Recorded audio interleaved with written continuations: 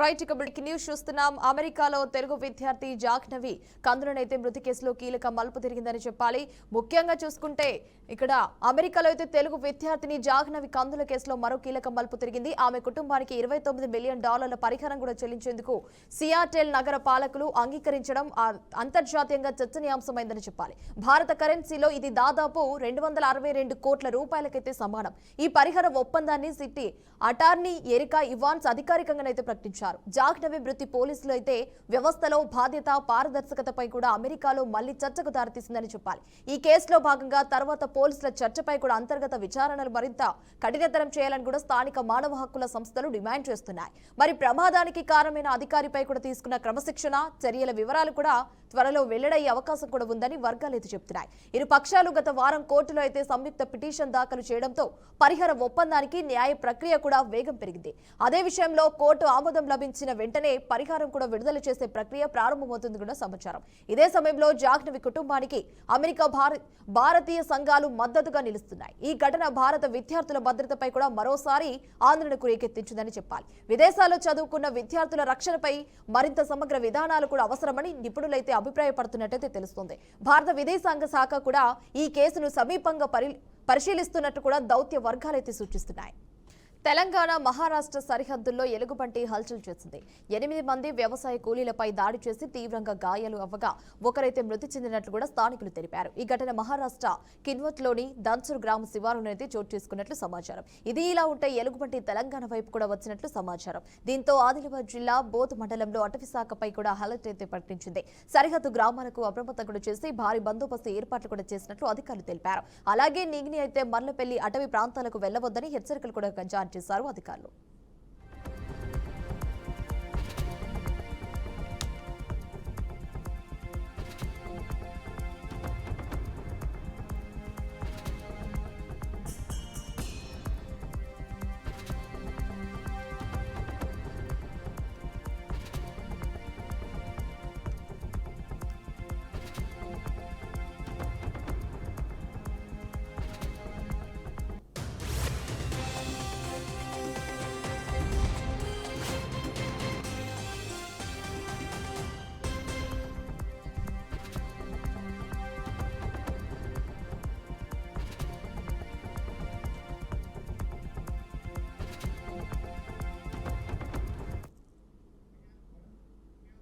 మహాశివరాత్రి వస్తున్న సందర్భంగా మంత్రి సీతక్క ములుగు జిల్లాలోని యునెస్కో గుర్తింపు పొందిన రామపాలయాన్ని సందర్శించారు. శివరాత్రి వేడుకలు ఘనంగా నిర్వహించాలని అధికారులను కూడా ఆదేశించారు. అలాగే శివపార్వతుల కళ్యాణ ఏర్పాట్లు పార్కింగ్ స్థలాన్ని పరిశీలించి ఆలయ అర్చకులు అధికారులకు కీలక సూచనలు జారీ చేశారు.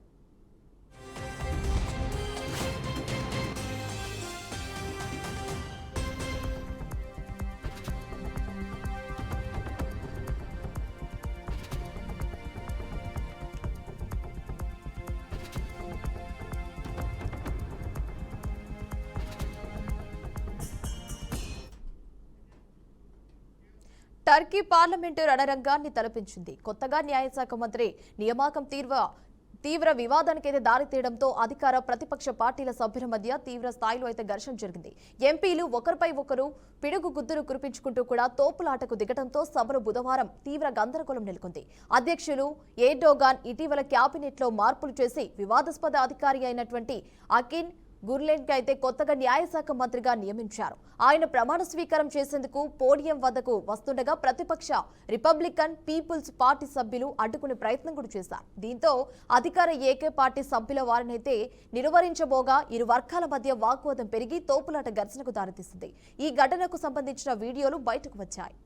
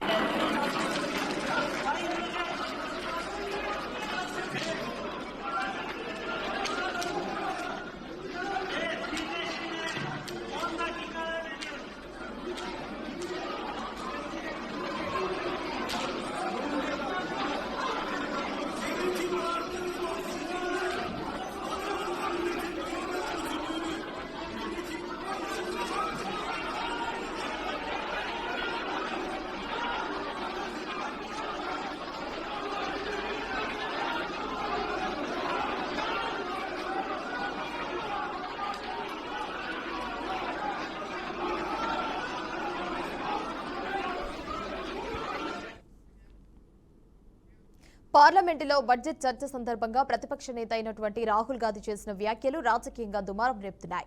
లోక్సభలో ఆయన ప్రసంగంలోని కొన్ని వ్యాఖ్యలపై అధికార ఎన్డీఏ సభ్యులు తీవ్ర అభ్యంతరం వ్యక్తం చేశారు. రాహుల్ గాంధీ వ్యాఖ్యలను సీరియస్ గా తీసుకున్న ప్రభుత్వం సభా హక్కుల ఉల్లంఘన అంశాన్ని పరిశీలిస్తున్నట్లు కూడా కేంద్ర మంత్రి కిరణ్ రిజిజు తెలిపారు. ప్రధాని నరేంద్ర మోదీ కేంద్ర మంత్రి హర్దీప్ సింగ్ పై నిరాధారణ ఆరోపణలు కూడా చేశారని ఆయన విమర్శించారు. ఈ నేపథ్యంలో రాహుల్ పై సభా హక్కులను ఉల్లంఘన నోటీసులు కూడా ఇవ్వాలనే దిశగా చర్యలు కూడా ప్రారంభమైనట్లు చెప్పారు. అయితే కాంగ్రెస్ పార్టీ ఈ ఆరోపణలను ఖండిస్తూ పార్లమెంటులో మాట్లాడే హక్కు ప్రతిపక్షానికి ఉందని స్పష్టం చేసింది. రాహుల్ వ్యాఖ్యలు రాజకీయ విమర్శల పరిధిలోనే ఉన్నాయని పార్టీ నేతలు అంటున్నారు. ఈ పరిణామం అయితే పార్లమెంటులో మరింత ఉద్రిక్తతకు దారితీసే అవకాశం కూడా ఉన్నట్టు తెలుస్తోంది.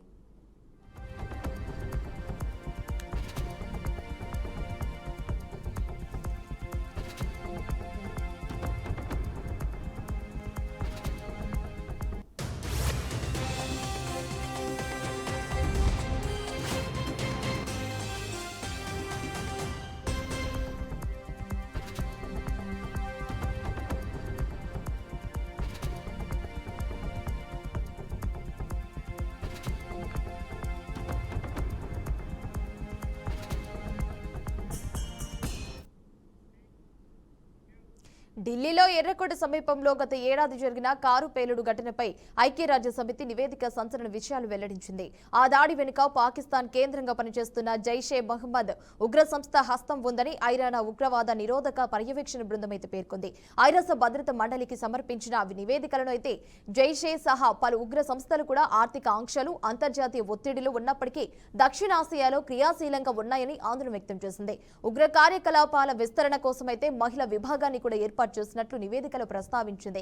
2025 నవంబర్ 10న ఎర్రకోట సమీపంలో జరిగిన దాడిలో భాగంగా 15 మంది మరణించారని ఐరాస సభ్య దేశం ఒకటి ఆరోపించిందని నివేదిక తెలిపింది. పహల్గాం దాడి ఘటనను కూడా ప్రస్తావిస్తూ ప్రాంతీయ భద్రతపై ముప్పు కొనసాగుతోందని హెచ్చరించింది. అయితే తమ దేశంలో జైషే వంటి ఉగ్ర సంస్థలు లేవని పాకిస్తాన్ గతంలోనే వాదించింది. ఈ నేపథ్యంలో ఐరాస తాజా నివేదిక అంతర్జాతీయంగా కూడా ప్రాధాన్యం సంతరించుకుందని చెప్పాలి.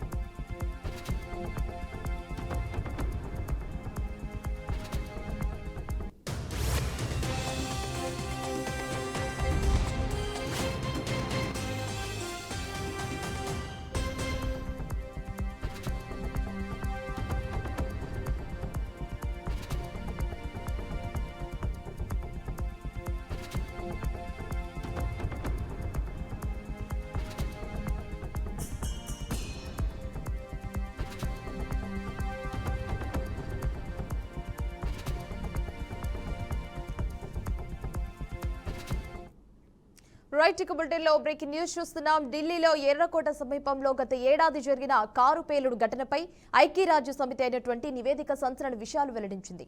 ఆ దాడి వెనుక పాకిస్తాన్ కేంద్రంగా పనిచేస్తున్న జైషే మొహమ్మద్ ఉన్న ఉగ్ర సంస్థనైతే హస్తం ఉందని కూడా ఐరాస ఉగ్రవాద నిరోధక పర్యవేక్షణ బృందం పేర్కొంది.